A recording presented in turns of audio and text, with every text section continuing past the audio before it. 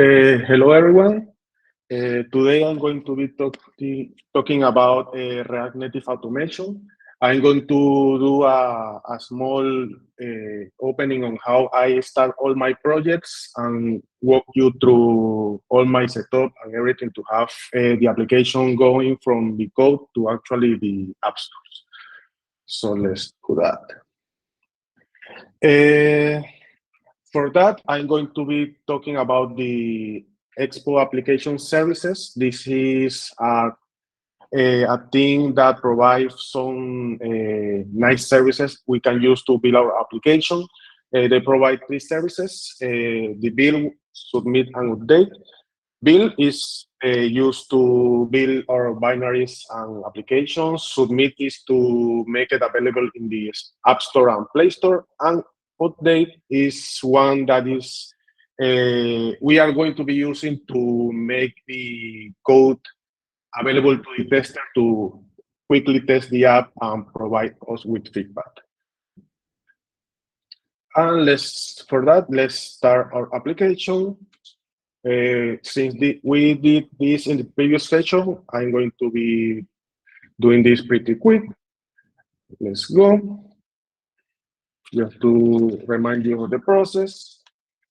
We are going to be creating the app with npx create Expo app. If you prefer to use Yarn, you can always use Yarn too, but for the demo, we are going to be using npm.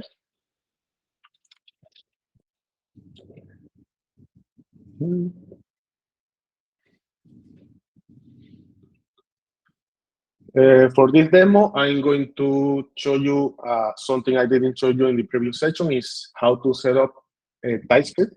It's going to be super easy. Okay, it's done. We are going to be going to a demo folder. And to set up TypeScript, the only thing we have to do is actually create a tsconfig file. We create that, and now we can do npm start. Then it's going to tell us, like, you are trying to use TypeScript. Do you want to install these dependencies? We say yes. And with that, our project is already set up for TypeScript. Super easy. I'm going to stop this. I'm going to open the project. Okay, this one. Okay. Now we have the folder. The next thing I'm going to do is install our routes and navigation dependencies using the package, the React Navigation library. That's the best one I have found so far. Okay, let's install it. Now we have everything ready. The next thing I'm going to do in my project is set up the Expo application services to be able to build our application and deploy it to the stores and everything. So first, I'm going to do the setup. For that, I use this command, the EAS build configure. Let's see. We already have an existing project for this called demo 3, so I'm going to click yes. I want to build it for Android and iOS, and after that, we are going to have an ES JSON file with all the configuration. The next step is something we didn't do before. We are going to be doing the setup for the update service. For that, we have to install Expo update, that dependency. So let's do that. And after that, we can actually do the setup. We are going to be doing the setup for the update service. Super easy, and it's ready for us to use. The next step, we are going to be installing our third-party dependencies. We are going to continue using Mapbox for this demo. So let's install that. And for Mapbox, we also need to do some setting up our Mapbox tokens. And we are going to be doing that in environment variable. So we are going to be installing a dependency to do that.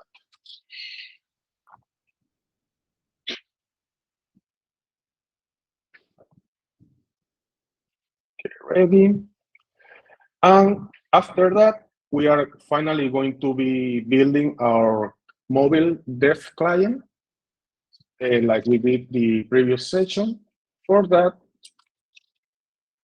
we are going to be using this command, EAS build profile development. What it does is going to be building, following this file, the development profile.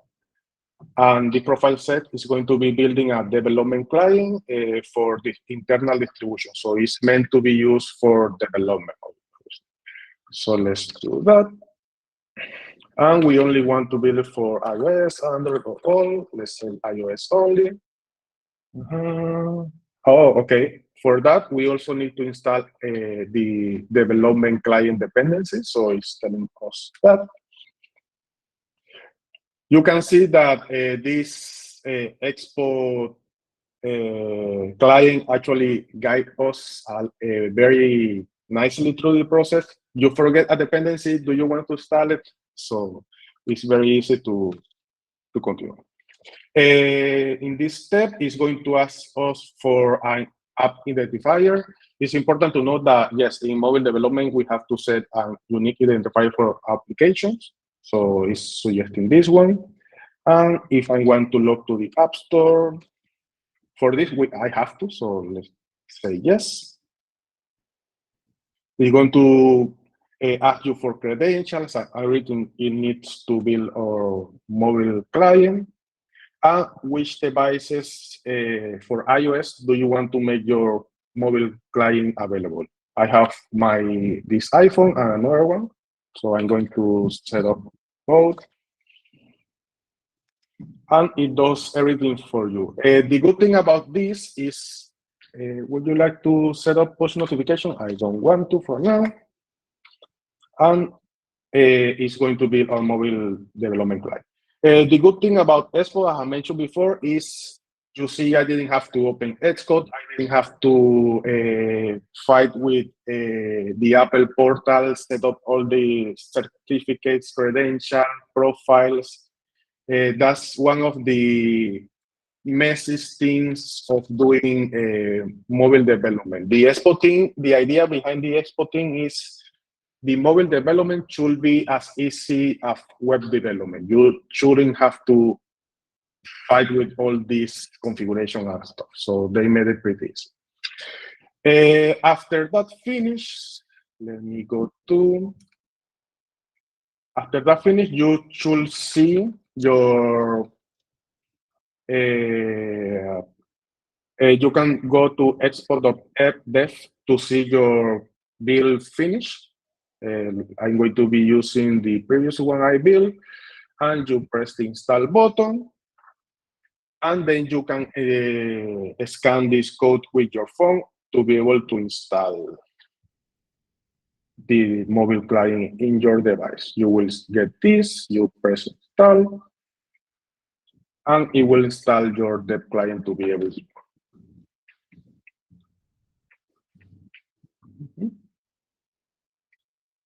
Next thing we are going to be doing is the first automation of our process. We are going to be doing the automation for this to be able to build our mobile client whenever we want. So we are going to, when we need to build our dev client, every time we create, we want to register a new iOS device. For example, when we bring a new tester to the team and it needs to test in an iOS device, we need to do that. And for that, we use this command, EAS device create, to register their device. And once their device is registered, we build our mobile client. Also, when we add new dependencies to the project, we also need to build our mobile client again, and we use the same command to build. And when we have this ready, then we send it to the testers, etc., and developers who want to test the application. So for that, we are going to be doing our automation. For that, we are going to create a GitHub project. We are going to be using GitHub workflows for that. And we need to add a folder called GitHub, then inside a folder of a folder called workflows. And inside, we are going to be adding our workflow file. So let's do that. We are going to be naming the workflow, for example, this. When do we want this workflow to be run? Wherever we want. So we are going to be using this flow, the workflow dispatch. This allows us to actually go to GitHub, the GitHub page, and click a button and say, start this workflow. So it will help us with that. We are going to be having only one job for this. I'm going to call it this. It's going to be running Ubuntu. And we are going to have some steps. The first step is we are going to be checking for the Expo token. Since we are not going to provide a user and password to the CI to build this, we are going to be, we need to generate an Expo token for that. So let's do that. We go to the Expo dev page. We click here, the gear icon in our user. We go to access tokens, and in here we create a new token. We give it a name, and it will, let's say, demo 3 again, because I already have one, and it will tell us the token. I'm going to remove this one and use the previous one. Once we have this token, we go to our GitHub page.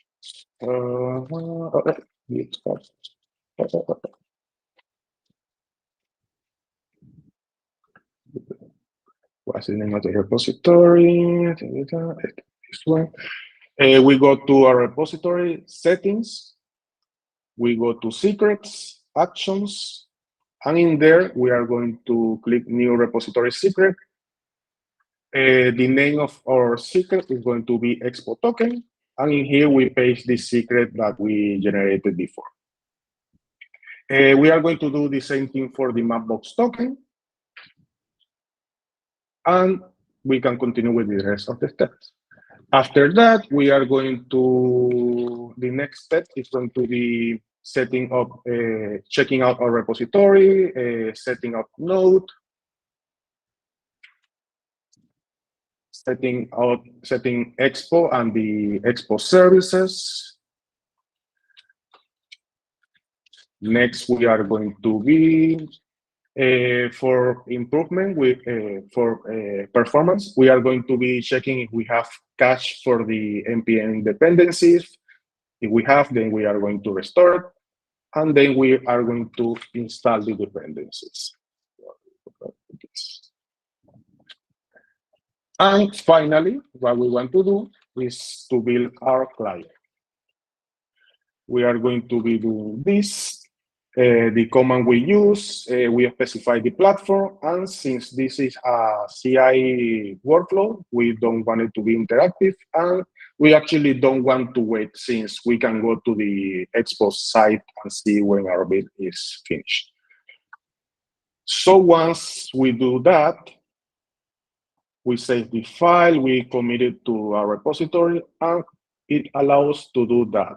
This, for example, we go to the Actions tab, we click the name of our workflow, and you can see we will have this button here. We can run this workflow in any branch we have, and just, for example, let's click main, I click run workflow, And it will actually run all the steps and build our new mobile client. And that's the first automation we are going to do. Let's see. Now I'm going to be opening another, a more complete project I have with all this.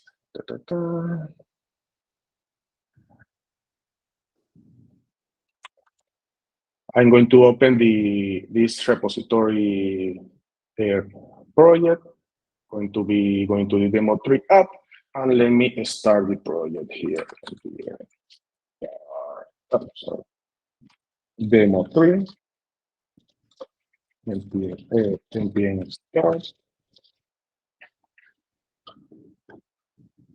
And to open the project, we scan this QR code. And it will open. Okay, I have to allow access to the network. Let's do it again.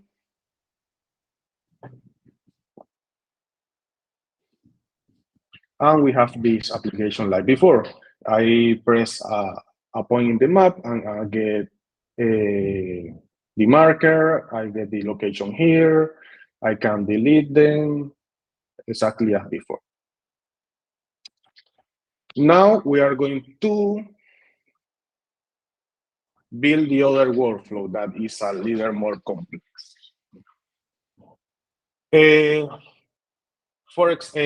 This is my default workflow for this to work. Once I create a new feature, I want to run a linter type check, the TypeScript type check and test. When the code is ready, I'm going to make the feature available to the testers.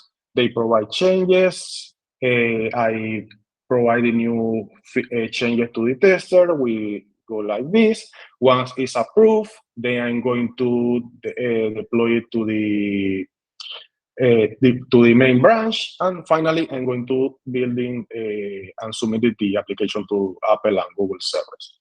So we are going to be building this flow. For that, first, we are going to check that our application can run TypeScript checks. For that, it's pretty easy. I added a screen to do that. And I can run this then again 20s.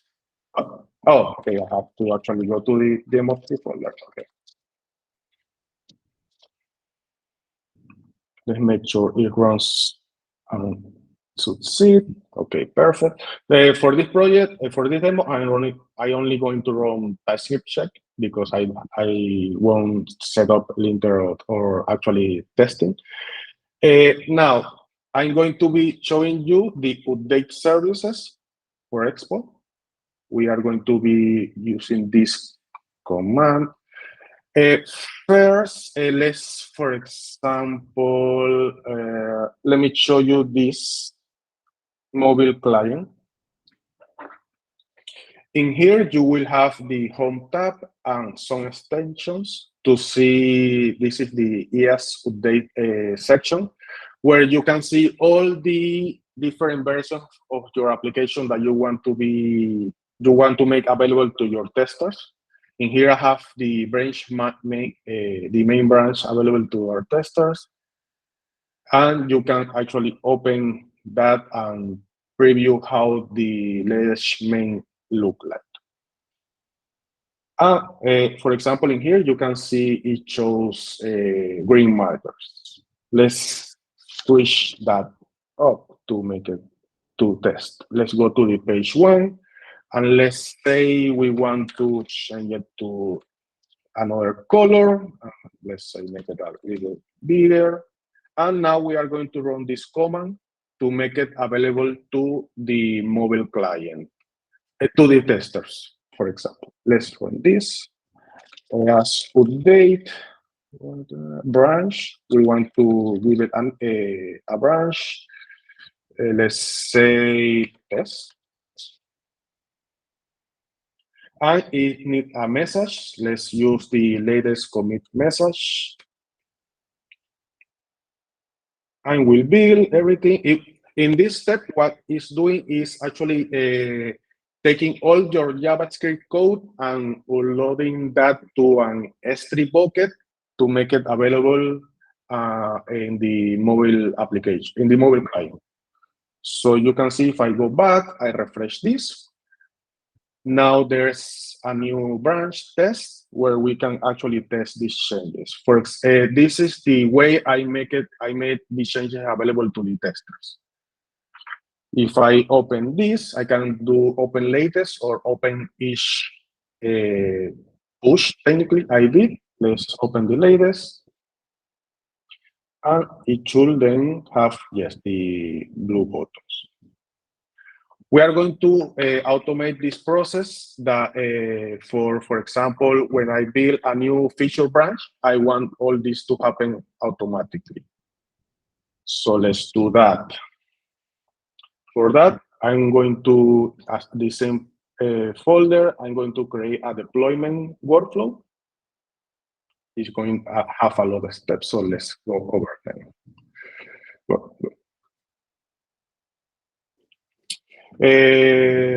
We are going to, we needed to run in each pull request because we wanted to make it the feature branch available to the testers. Actually, let's create the branch here. For that, let me show you this application I use.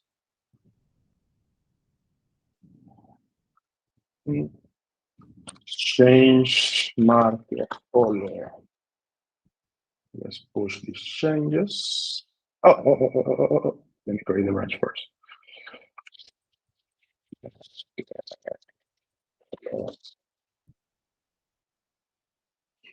Okay.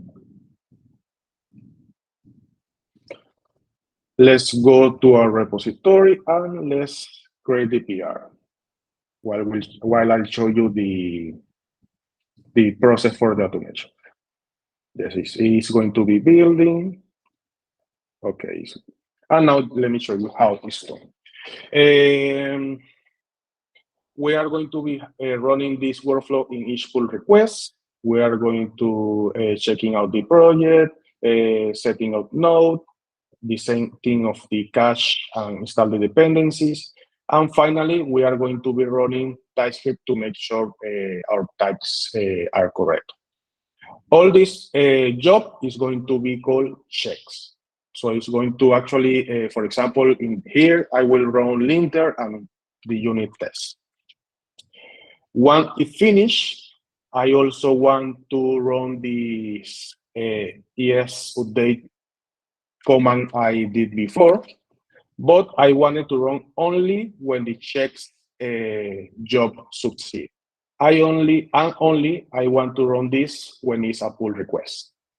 So we check for the Expo token, we check out, do all the same step. We set up Expo and EAS services, install the dependencies. In here, I did a small trick to be able to get the previous commit message. I get all the PRs and, all the commits for this pull request, and then get the latest commit message. This is the only way I was able to get the commit message in a pull request. Apparently, it's not that easy, so that's why I needed these two steps. And finally, why I do this is I'm going to be doing this command here. I'm going to publish to a pull request branch or channel, like they call in Expo services. I'm going to pass my my Mapbox token. I set up in here in the settings secret section. I'm going to run this. I'm going to in here get the name of the branch, and then I'm going to also pass the commit message to be able to identify all my changes in the mobile client. Let's see how it's going. That's all that is going to do for now. You can see it finished the checks process, and now it's doing the push to EAS. Is in the final step.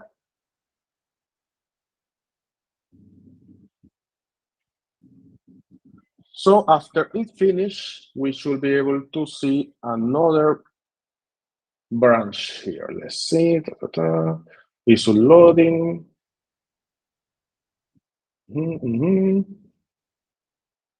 Okay, it should be. Let's see.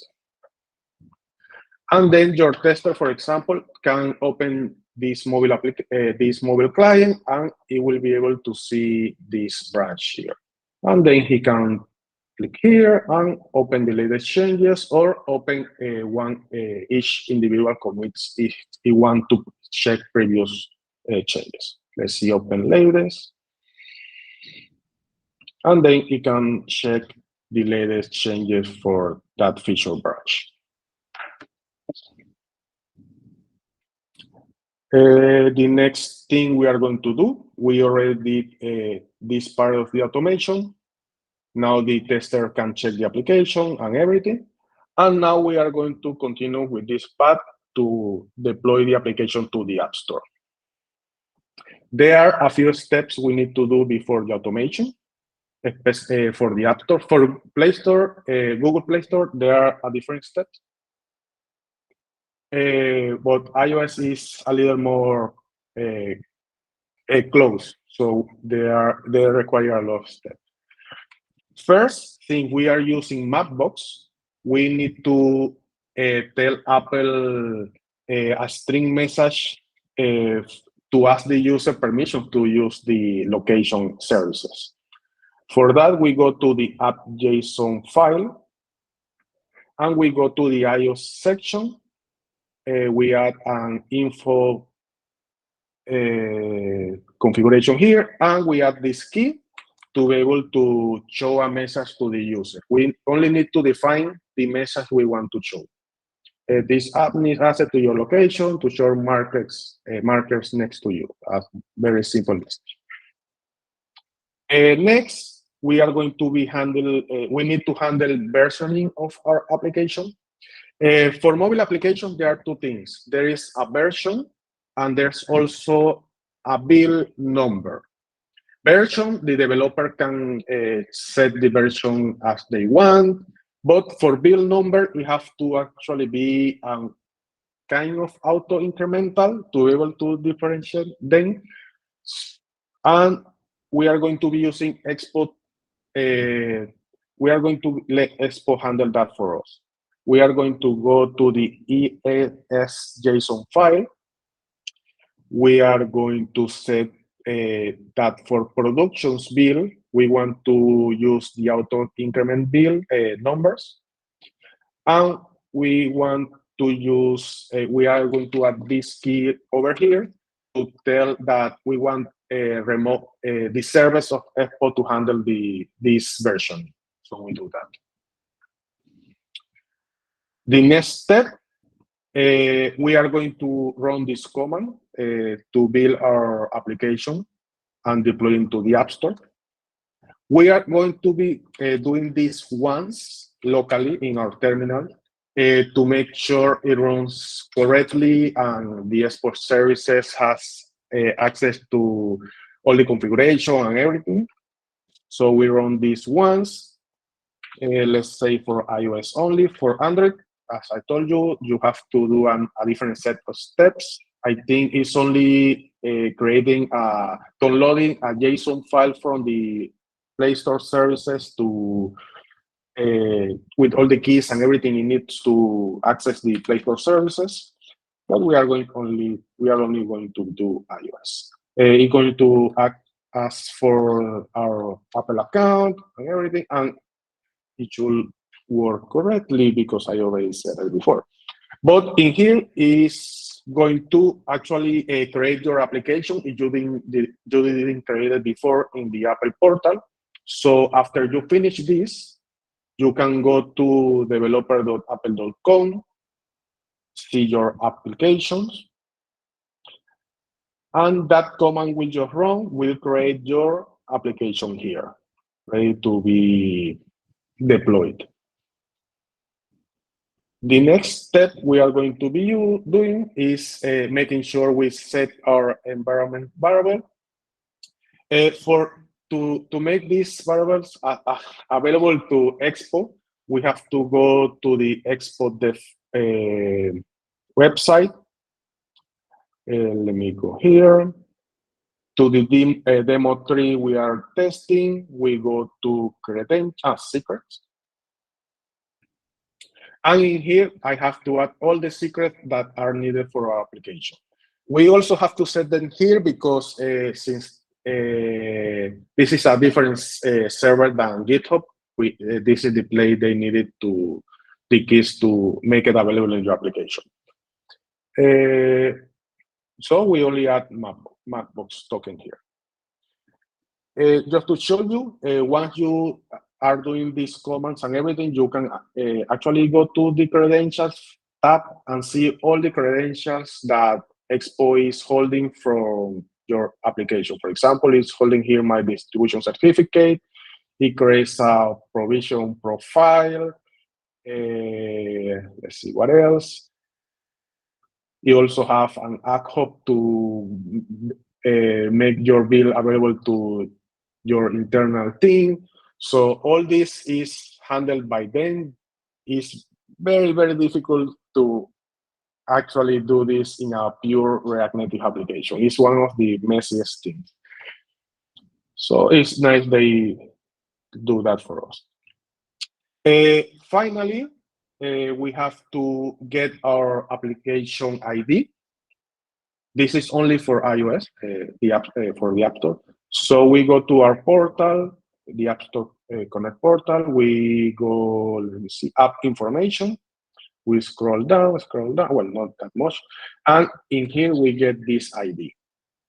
We go to the, let me see, I think, in here, the EAS JSON file, and we add this key over here. And after this, we can actually automate our process in GitHub. So let's do that. We are going to be using the same file as before, the one that did all the check and the code available to the testers. But we are going to do two things. First, in here, let me see. Let me go to home. In here, I already have one branch for this feature branch. I have one that I created, and I have one for main. Let's say after everything is tested and we are going to merge our changes to main, we want to date this branch main here.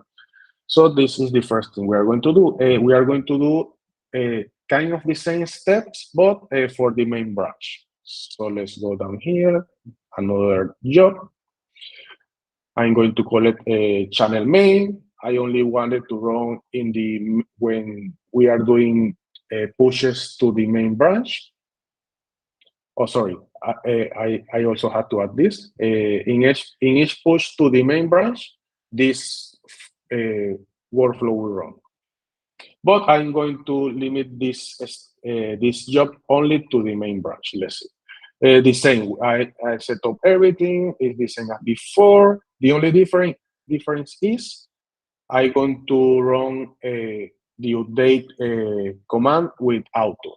So it's going to take the branch we are already, that is going to be the main branch, and it's going to push the changes. So it's going to push it to the main branch here. Let me go here and do the merge. I go here. Let me merge the changes just to show you how it runs. It's going to be running this. And you can see I also run the checks, the linter, TypeScript, and yes check over here. Once it's finished, I'm also going to run the deployment to the stores.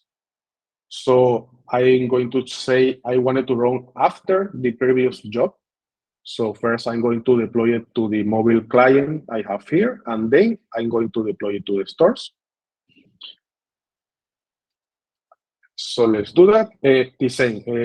I check for the Expo token, set up Expo, install the dependencies, and then I'm going to deploy to the store using the command I just showed you before. In here, the only difference is I'm going only to deploy to iOS. And since this is a CI, I don't want it to be interactive, and I really don't want to wait because the App Store takes a lot of time to actually make the bill available, but that's Apple stuff. So let's say no wait and let Apple handle that.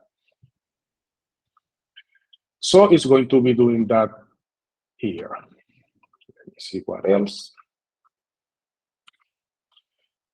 Okay, what is completing that? You can see that we have two additional workflow I just showed you. Once I want to make the changes available to the testers, I run these two. I do all my checks and then deploy the application, well, the JavaScript code to our mobile client here to make it available for the testers. And once we are going to merge the changes to our main branch, the pull request, accept the pull request and everything, I'm going to be running these steps over here. I want to make the changes, the JavaScript code available to our mobile client in the main branch, and then deploy the code to the App Store.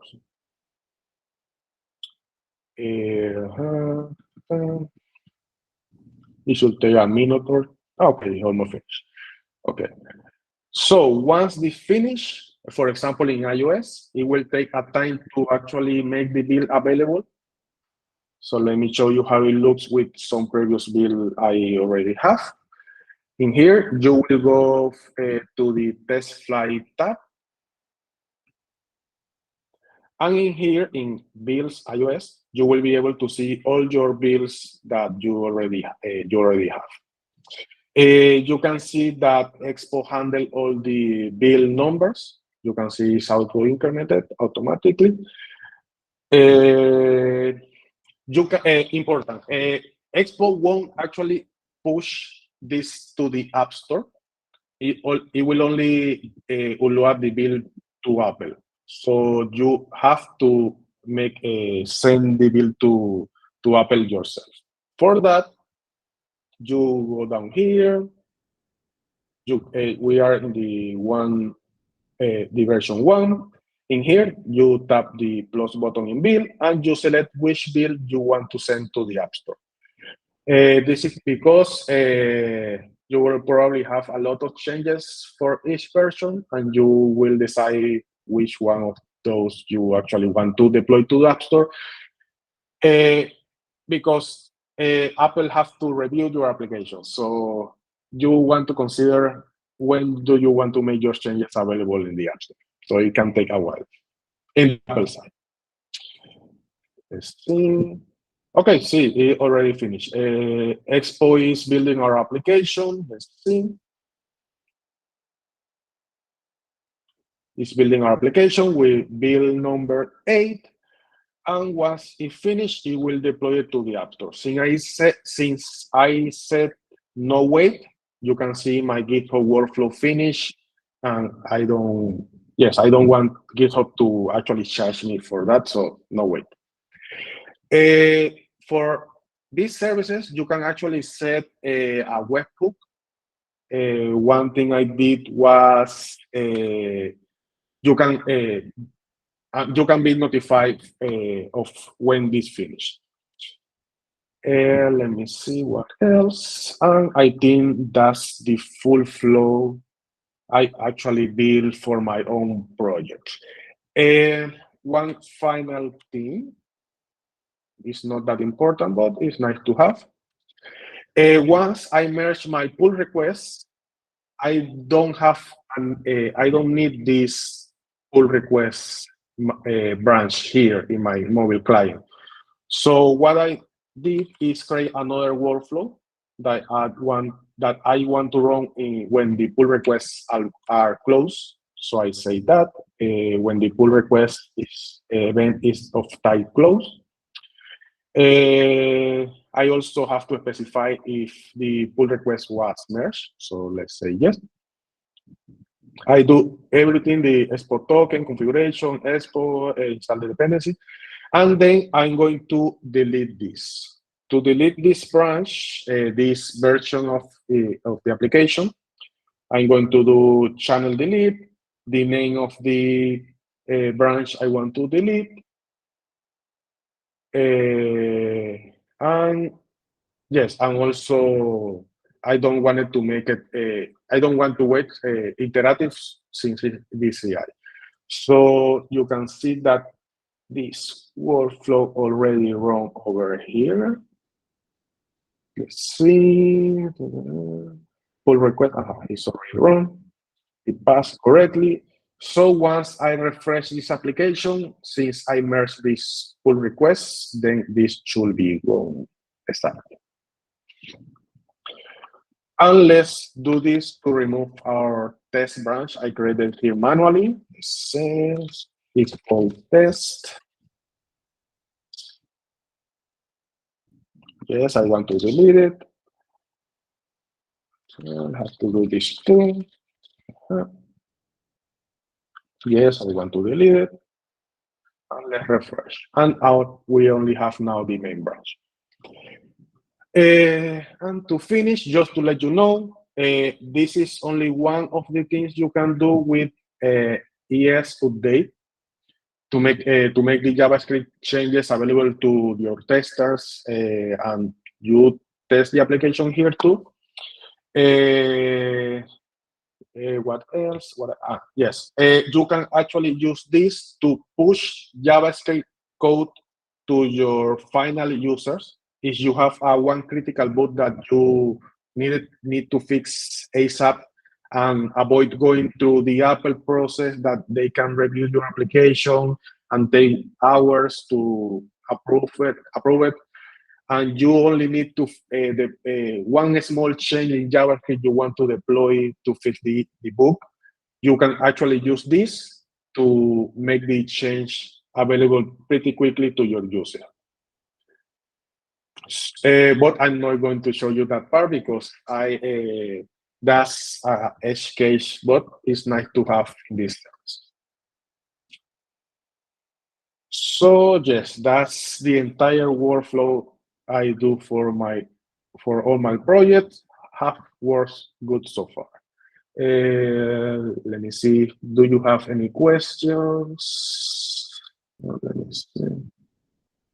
Let me see the chat. Okay. No questions so far. So yes, I think that's it for now then.